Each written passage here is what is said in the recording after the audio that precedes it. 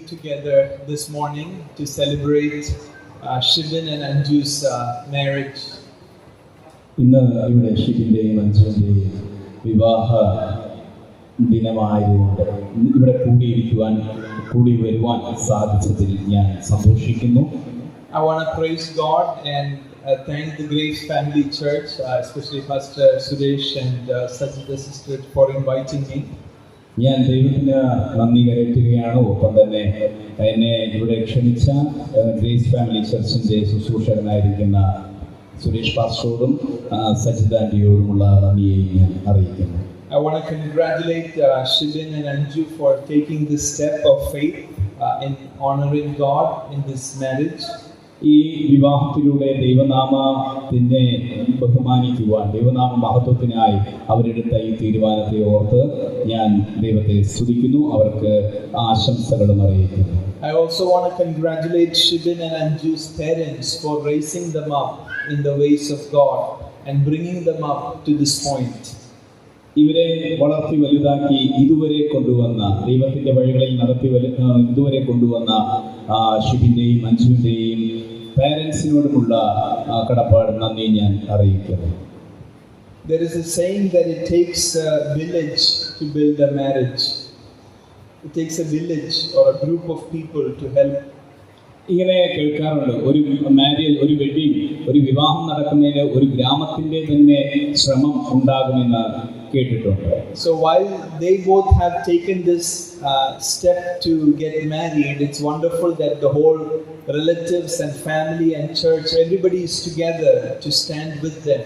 ഈ തീരുമാനം അവർ രണ്ടുപേരും കൂടെ അവരുടെ പേഴ്സണൽ ആണെങ്കിലും ഇങ്ങനെ ഒരു മാരേജിലേക്ക് ഒരു റിലേറ്റീവ്സ് ആയിട്ടും അതുപോലെ ബന്ധുക്കളായിട്ടും എല്ലാവരും കടന്നു വന്ന് യോജിച്ചതിനും കാണുവാൻ നല്ല മനോഹരമായിരിക്കും.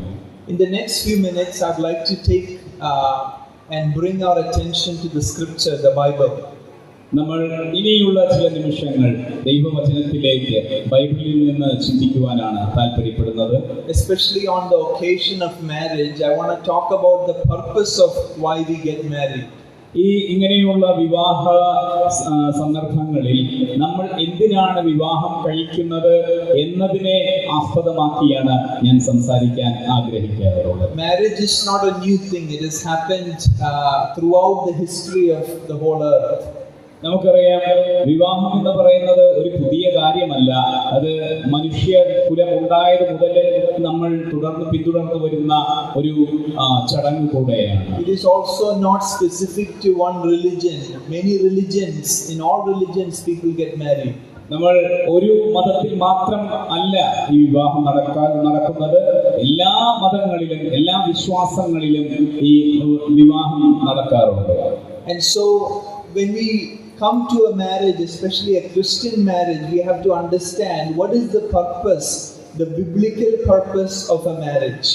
എന്നാൽ ക്രിസ്തീയ വിവാഹത്തിലേക്ക് നമ്മൾ വരുമ്പോൾ എന്താണ് അതിനെക്കുറിച്ചുള്ള, വിവാഹത്തെക്കുറിച്ചുള്ള ദൈവത്തിന്റെ പദ്ധതി എന്താണെന്ന് നമുക്ക് ബൈബിളിലൂടെ കാണുവാൻ കഴിയും. So many of you may be married here, some of you may be thinking about marriage, and I hope that this will be helpful for us to look at the scripture together.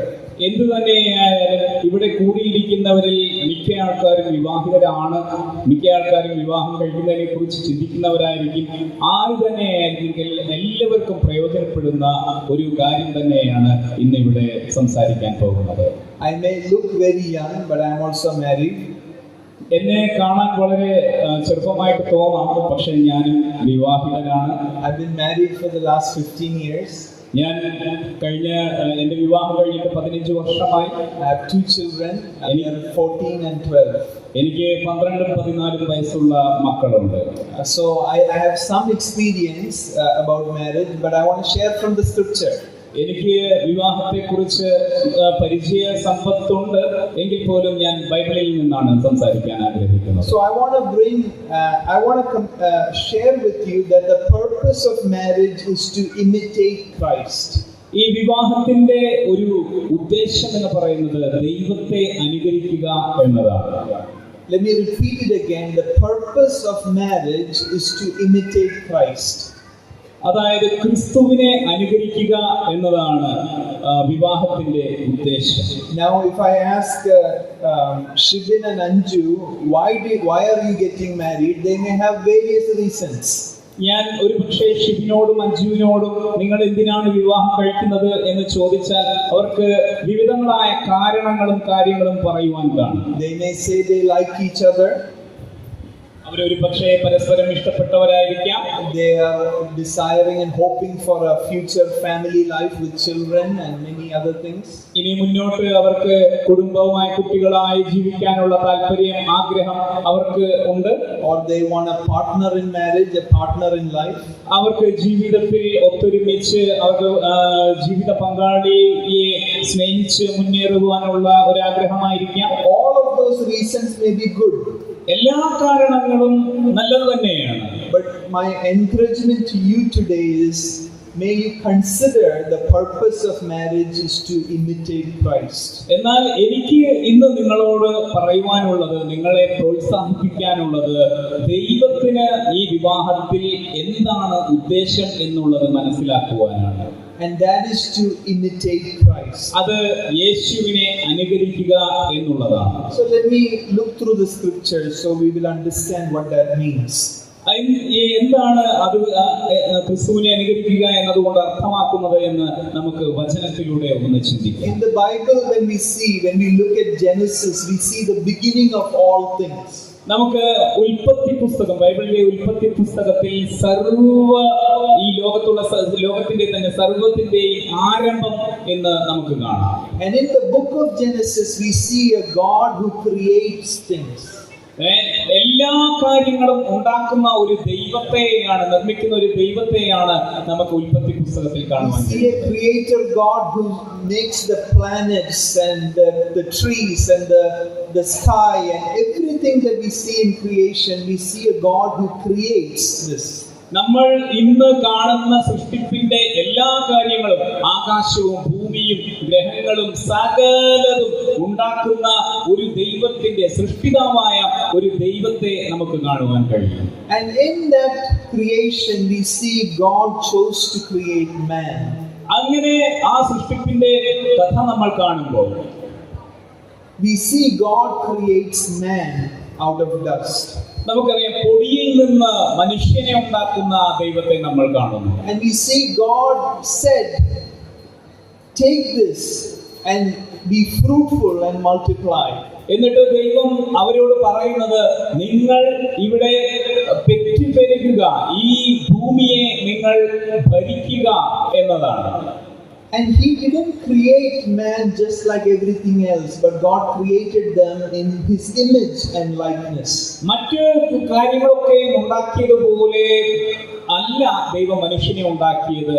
ദൈവം മനുഷ്യനെ ഉണ്ടാക്കിയപ്പോൾ തന്റെ സാദൃശ്യത്തിലും തന്റെ സ്വരൂപത്തിലുമാണ് ഉണ്ടാക്കിയത്. And when he created man, he considered that it is not good for man to be alone. Therefore he gave man a woman. അതുകൊണ്ട് തന്നെ മനുഷ്യനെ ഉണ്ടാക്കിയപ്പോൾ ദൈവം ഈ മനുഷ്യൻ ഏകനായിരിക്കുന്നത് നമ്മല്ല എന്ന് ചിന്തിക്കുകയും ദൈവം അവന് ഒരു കൂട്ടാളിയായി സ്ത്രീയെ ഉണ്ടാക്കി കൊടുക്കുകയും ചെയ്തു. And in the Bible the word is used as helper for the man. അവിടെ ബൈബിളിൽ ഉപയോഗിച്ചിരിക്കുന്ന പദത്തിന്റെ യഥാർത്ഥ അർത്ഥം സഹായി എന്നാണ്. And sometimes when we interpret that, we think the job of a woman is to just be a helper to whatever the man needs.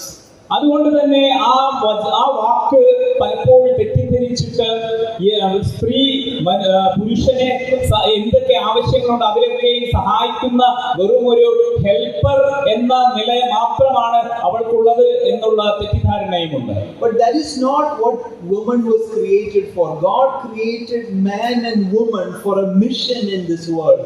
എന്നാൽ ദൈവം സ്ത്രീയെ ഉണ്ടാക്കിയിരിക്കുന്നത് അങ്ങനെ ഒരു വെറും ഒരു സഹായിയായിരിക്കുവാൻ മാത്രമല്ല, ദൈവത്തിന്റെ പദ്ധതി ഈ ഭൂമിയിൽ പൂർത്തീകരിക്കുവാനായി പുരുഷനോട് കൂടെ സ്ത്രീക്ക് ഒരു പദ്ധതി ദൈവം കൊടുത്തിരിക്കുന്നു. So man was given a task, a mission to be a blessing in this world, and for that mission God added the woman to be with man. ഈ ലോകത്ത് മനുഷ്യന് നിറവേറ്റുവാനായി ദൈവം ഒരു പദ്ധതി കൊടുത്തിട്ടുണ്ടെങ്കിൽ ആ പദ്ധതിയോടൊപ്പം ചേർന്ന് മനുഷ്യനോടൊപ്പം ചേർന്ന് ആ പദ്ധതിയെ പൂർത്തീകരിക്കുവാനാണ് ദൈവം സ്ത്രീയെ മനുഷ്യന് കൊടുത്തിരിക്കുന്നത്. But along with that, God also instructed them not to eat of a tree of the knowledge of good and evil.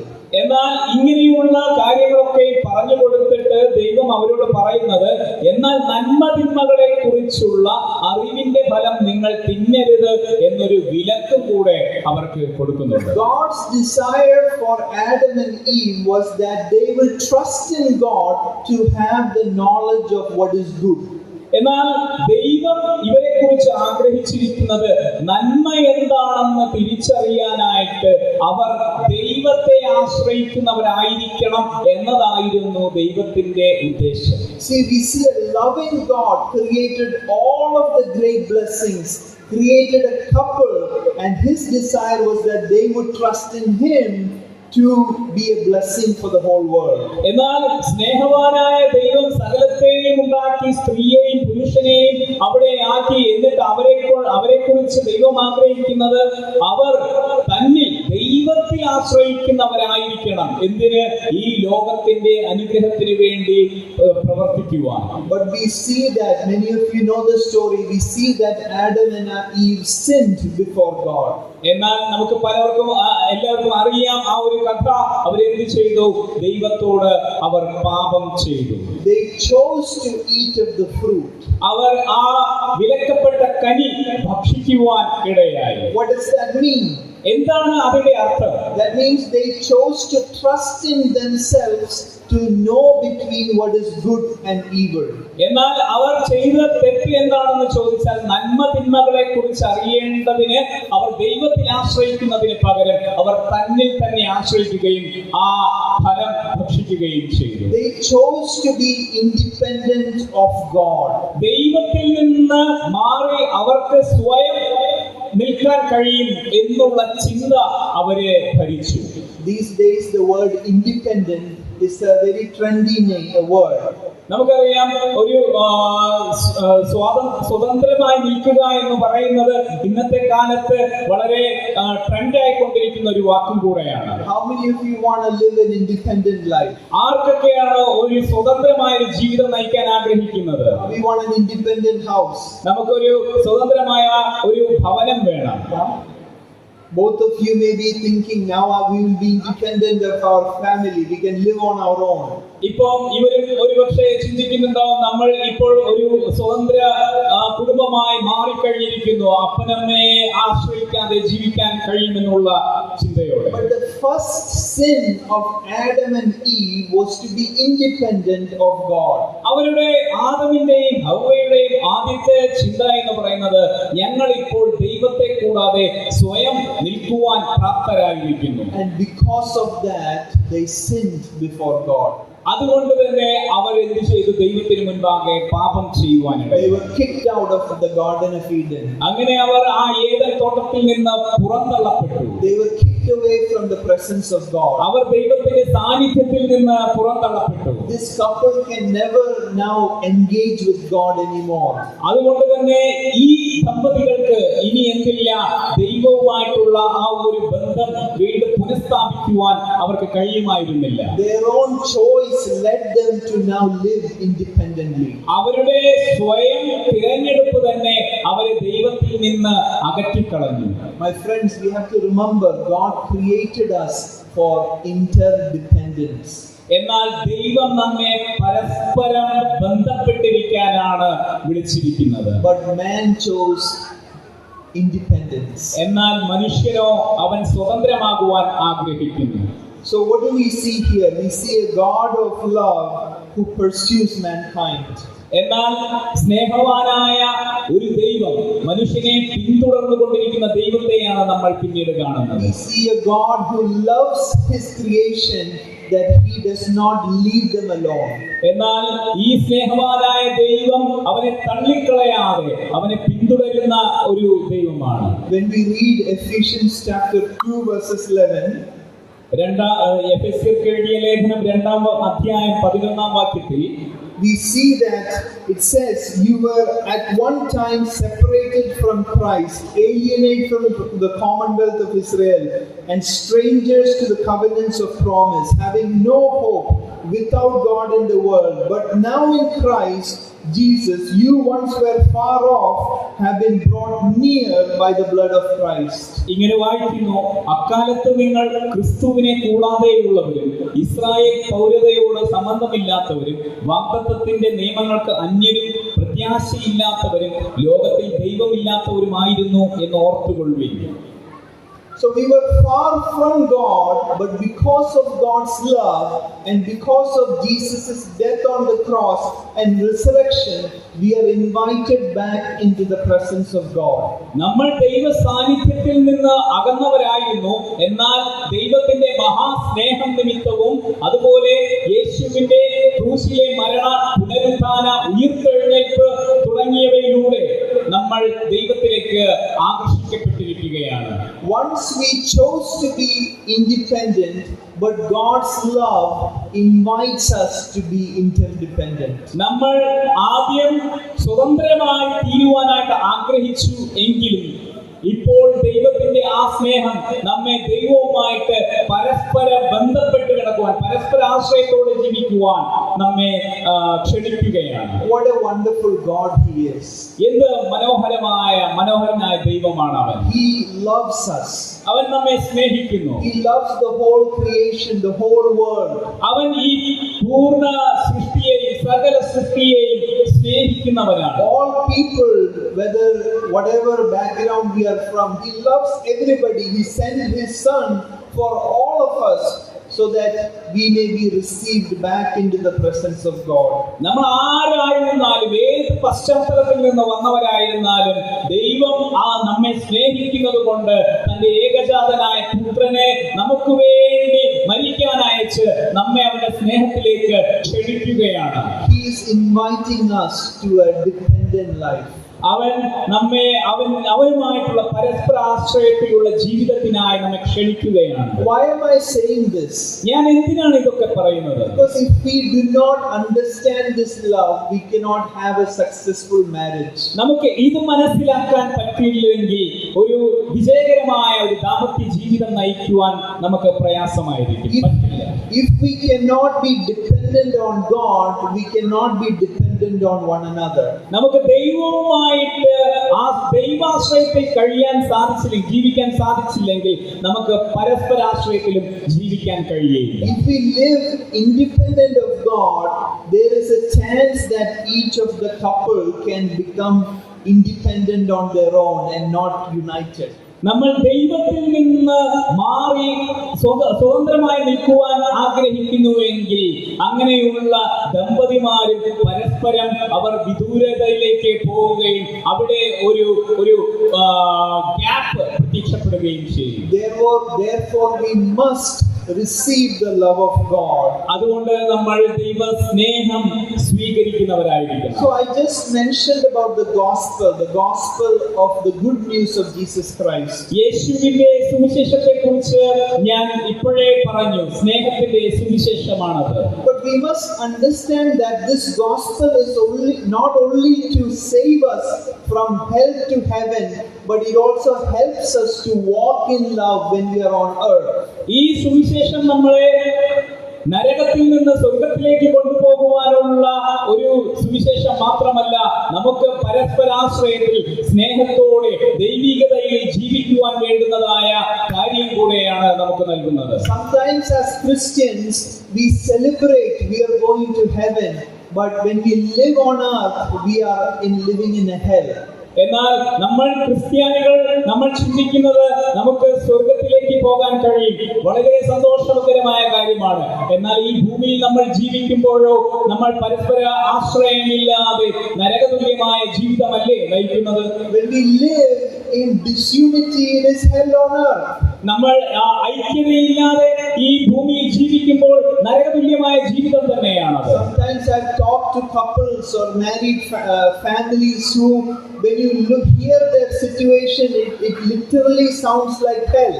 എന്നാൽ പലരോടും സംസാരിച്ചിട്ടുള്ള പരിചയത്തിൽ, പല ദമ്പതിമാരോട്, പല കുടുംബ ജീവിതങ്ങളോട് സംസാരിച്ചിട്ടുള്ള പരിചയത്തിൽ ഞാൻ പറയട്ടെ, അവരുടെ വാക്കുകളും അവരുടെ അനുഭവങ്ങളും ഒക്കെ തുറന്നു കാട്ടുന്നത് അവർ ജീവിക്കുന്നത് നരകതുല്യമായ ഒരു അവസ്ഥയിലാണ് എന്നുള്ളതാണ്. There is disunity between husband and wife and children, or children and husband, or father-in-law and wife, or multiple ways there is often disunity. ഈ ഐക്യതയില്ലായ്മ ഭാര്യ ഭർത്താക്കന്മാർക്കിടയിലും മക്കളുടെ ഇടയിലും പാരന്റ്സിന്റെ ഇടയിലും ഇങ്ങനെ അത് അമ്മായപ്പൻ അമ്മായിയമ്മ എന്നിവരുടെ ഇടയിലേക്കും ഇത് വ്യാപിക്കുന്നത് കാണാറുണ്ട്. But when we are receiving the love of God, Ephesians 5 says, be imitators of God's love among one another. എന്നാൽ ക്രിസ്തുവിന്റെ അനുകാരികളായിരിക്കുക എന്ന് നമ്മെ എഫെസ്യ ലേഖനം നമ്മെ ഓർമ്മപ്പെടുത്തുന്നു. Ephesians 5:1 says, therefore be imitators of God as beloved children, and walk in love as Christ loved us and gave himself for us, a fragrant offering and sacrifice to God. 5-ാം അധ്യായം 1-ാം വാക്യം ഇങ്ങനെ വായിക്കുന്നു, ആകയാൽ പ്രിയമക്കൾ എന്ന പോലെ ദൈവത്തെ അനുകരിപ്പിൻ. ക്രിസ്തുവും നിങ്ങളെ സ്നേഹിച്ച് നമുക്ക് വേണ്ടി തന്നെത്താൻ ദൈവത്തിന് സൗരഭ്യവാസനയായ വഴിപാടും യാഗവുമായി അർപ്പിച്ചതുപോലെ സ്നേഹത്തിൽ നടപ്പിൻ. So why did Christ love us and save us? എന്തിനാണ് യേശു നമ്മളെ സ്നേഹിക്കുകയും നമ്മെ രക്ഷിക്കുകയും ചെയ്തത്? We are saved, therefore we may be imitators of God in our relationships. നമുക്ക് രക്ഷ നൽകിയിരിക്കുന്നത് നമ്മൾ ക്രിസ്തുവിന്റെ അനുകാരികളായി ഈ നമ്മുടെ ബന്ധങ്ങളിൽ സ്നേഹം പരത്തുന്നവരായി തീരണം എന്നുള്ളതിന് വേണ്ടിയാണ്. So I want to tell both of you that if you love God, I want to invite you to love each other like Christ loved you. ഞാൻ നിങ്ങളോട് രണ്ടുപേരോടും പറയട്ടെ, നിങ്ങൾ ദൈവത്തെ സ്നേഹിക്കുന്നുണ്ടെങ്കിൽ ക്രിസ്തു നിങ്ങളെ സ്നേഹിച്ചതുപോലെ തന്നെ നിങ്ങൾ പരസ്പരം സ്നേഹമുള്ളവരായി ഇരിക്കുക. Walk in love. സ്നേഹത്തിൽ നടക്കുക.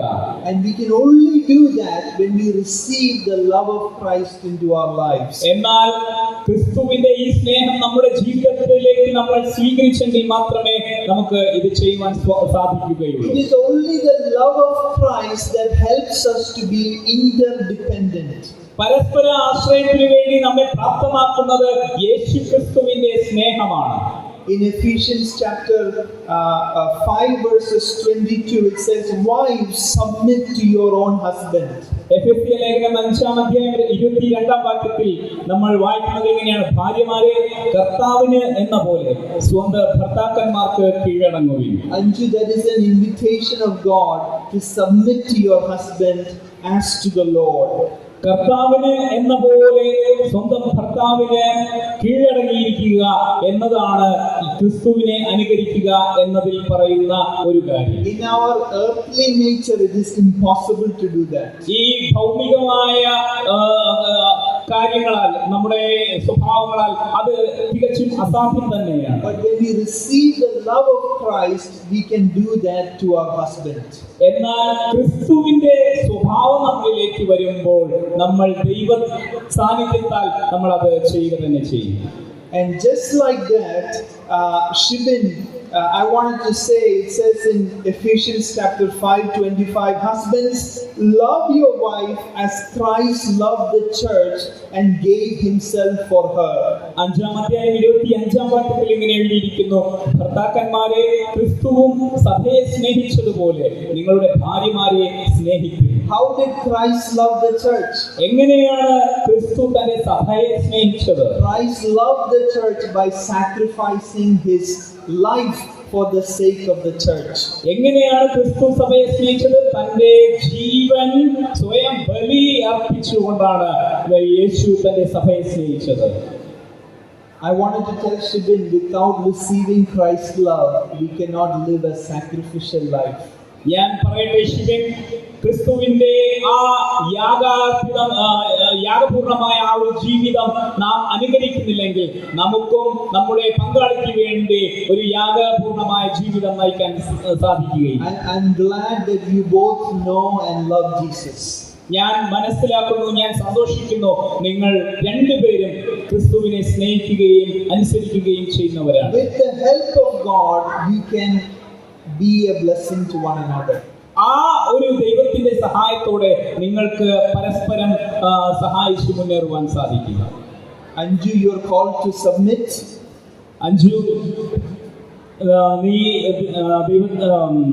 സമർപ്പിക്കപ്പെടുവാനായി വിളിക്കപ്പെട്ടവളാണ്. Shibin, you are called to sacrifice. Shibin ത്യാഗ മനോഭാവം പുലർത്തുവാനായി വിളിക്കപ്പെട്ടവനാണ്. And when we do that, there will be love in the marriage. നമ്മൾ അങ്ങനെ ചെയ്യുമ്പോൾ നമ്മുടെ ആ ദാമ്പത്യ ജീവിതത്തിൽ സ്നേഹം നിലനിൽക്കും. There will be all kinds of challenges like ups and downs, mountains and valleys in our lives. നമ്മുടെ എന്നിരുന്നാലും നമ്മുടെ ജീവിതത്തിൽ കുന്നുകളും കുഴികളും എല്ലാ പ്രശ്നങ്ങളും വരാം. But because of Christ's love, if we know how to submit and sacrifice, you will have a godly marriage in your life. എന്നാൽ നമ്മൾ ക്രിസ്തുവിന്റെ സ്നേഹം നിറഞ്ഞവരായതുകൊണ്ട് തന്നെ ഏത് പ്രശ്നങ്ങൾ വന്നാലും അതിന്റെ ഇടയിൽ നമുക്ക് ഒരു ദൈവികമായ കരുതൽ ഉണ്ടാകും. Christ's love will always unite you and keep you. ക്രിസ്തുവിന്റെ സ്നേഹം എപ്പോഴും നമ്മെ ഐക്യമത്യപ്പെടുത്തുകയും നമ്മെ യോജിപ്പിക്കുകയും ചെയ്യും. Therefore, let me conclude again by saying the purpose of marriage is to imitate Christ. ഞാൻ പറഞ്ഞ കാര്യം തന്നെ വീണ്ടും പറഞ്ഞുകൊണ്ട് ഞാൻ നിർത്തട്ടെ. നമ്മൾ ക്രിസ്തുവിന്റെ അനുകാരികളായി ജീവിക്കുക. വിവാഹത്തിന്റെ ഉദ്ദേശം എന്ന് പറയുന്നത് ക്രിസ്തുവിന്റെ അനുകാരികളാകുക എന്നതാണ്. And when you do that, you will have a blessed marriage. നാം അങ്ങനെ ചെയ്യുമെങ്കിൽ നമുക്ക് അനുഗ്രഹീതമായ ഒരു ദാമ്പത്യ ജീവിതം ഉണ്ടാകും. I also want to speak to those who are sitting here. ഇവിടെ കൂടിയിരിക്കുന്ന ഈ ജനത്തോട് ഞാൻ പറയട്ടെ, whether you're married or unmarried, നിങ്ങൾ വിവാഹിതരാണെങ്കിലും അല്ലെങ്കിലും Christ's love is available for each one of us. നിങ്ങൾക്ക് ഓരോരുത്തർക്കും യേശുവിന്റെ സ്നേഹം ലഭ്യമാണ്. If you are going through a difficult marriage, receive His love with thanksgiving. നിങ്ങളുടെ ദാമ്പത്യ ജീവിതം തകർന്നുകൊണ്ടിരിക്കുകയാണെങ്കിലും നിങ്ങൾ ദൈവത്തിന്റെ ആ സ്നേഹം ഒന്ന് സ്വീകരിക്കൂ. You can receive it and ask God, forgive me for living an independent life. കർത്താവേ, ഞാൻ സ്വതന്ത്രമാകാൻ താല്പര്യപ്പെട്ടത് എന്നോട് ക്ഷമിക്കണമേ എന്ന് പറഞ്ഞുകൊണ്ട് പശ്ചാത്തപിച്ച് ആ സ്നേഹം നമുക്ക് സ്വീകരിക്കാൻ കഴിയും. And receive His love and say, Lord, help me to imitate your love in our marriage.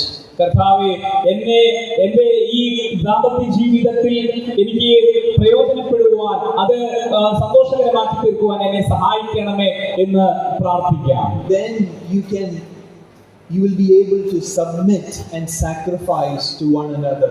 അങ്ങനെയാണെങ്കിൽ നമുക്ക് പരസ്പരം സ്നേഹിക്കുവാനും ത്യാഗപൂർണമായ ഒരു ദാമ്പത്യ ജീവിതം നയിക്കുവാനും സാധിക്കും. Let me pray for us. നമുക്ക് പ്രാർത്ഥിക്കാം. Father, we thank you for this wonderful morning.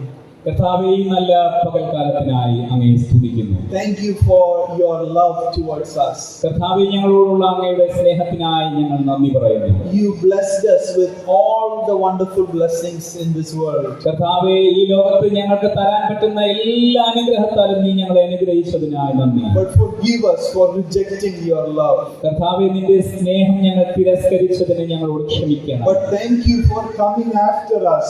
കർത്താവേ, ഞങ്ങളെ പിന്തുടർന്ന് അങ്ങയുടെ സ്നേഹം കാണിച്ചതിന് നന്ദി. Thank you for sending Jesus Christ into this world to die for us, for our sins, and resurrection, so that we may be received back into your love. കർത്താവേ, അങ്ങയുടെ പുത്രനായ യേശുവിനെ അയക്കുകയും ഞങ്ങൾക്ക് വേണ്ടി മരിക്കുകയും ഉയർക്കുകയും ഞങ്ങളുടെ നിന്റെ സ്നേഹം ഞങ്ങൾ കാണിക്കുകയും ചെയ്തതിനായി കർത്താവിനെ നന്ദി പറയുന്നു. Thank you for receiving our punishment. കർത്താവേ, ഞങ്ങളുടെ ശിക്ഷ അങ്ങ് ഏറ്റെടുത്തതിന് അങ്ങേക്ക് ഞങ്ങൾ നന്ദി പറയുന്നു. Lord, we want to choose to follow you and receive your love. കർത്താവേ, അങ്ങേ പിന്തുടരുന്നത് തിരഞ്ഞെടുത്ത് നിന്റെ സ്നേഹം സ്നേഹം പ്രാപിക്കുവാൻ ഞങ്ങൾ ആഗ്രഹിക്കുന്നു. Lord, we want to pray blessing over Shibin and Anju. കർത്താവേ, ഷിബിന്റെ മേലും അഞ്ജുവിന്റെ മേലും ഞങ്ങൾ അനുഗ്രഹം ചൊരിയുകയാണ്. Lord, help them to love one another. കർത്താവേ, പരസ്പരം സ്നേഹിക്കുവാൻ, അന്യോന്യം സ്നേഹിക്കുവാൻ അവരെ സഹായിക്കണം. Christ loved them. കർത്താവ് അവരെ സ്നേഹിച്ചത്, ക്രിസ്തു എങ്ങനെ അവരെ സ്നേഹിച്ചുവോ അതുപോലെ തന്നെ അവരും സ്നേഹിക്കേണ്ടതുണ്ട്. Lord, I pray for all of the marriages who are here, all of the couples here. കർത്താവേ, ഇവിടെ കൂടി വന്നിരിക്കുന്ന എല്ലാ കുടുംബങ്ങൾക്കും, എല്ലാ ദമ്പതിമാർക്കും വേണ്ടിയും ഞങ്ങൾ പ്രാർത്ഥിക്കുന്നു. Lord, may you unite them in peace and love of Jesus Christ. കർത്താവേ, അവരുടെ ഇടയിൽ ഐക്യത കൊണ്ടുവരണമേ, ഒരു സമാധാനം കർത്താവ് വർഷിപ്പിക്കണമേ. Thank you, Lord. നന്ദി ദൈവമേ. In Jesus' name we pray. യേശുവിന്റെ നാമത്തിൽ പ്രാർത്ഥിക്കുന്നു. Amen. ആമേൻ.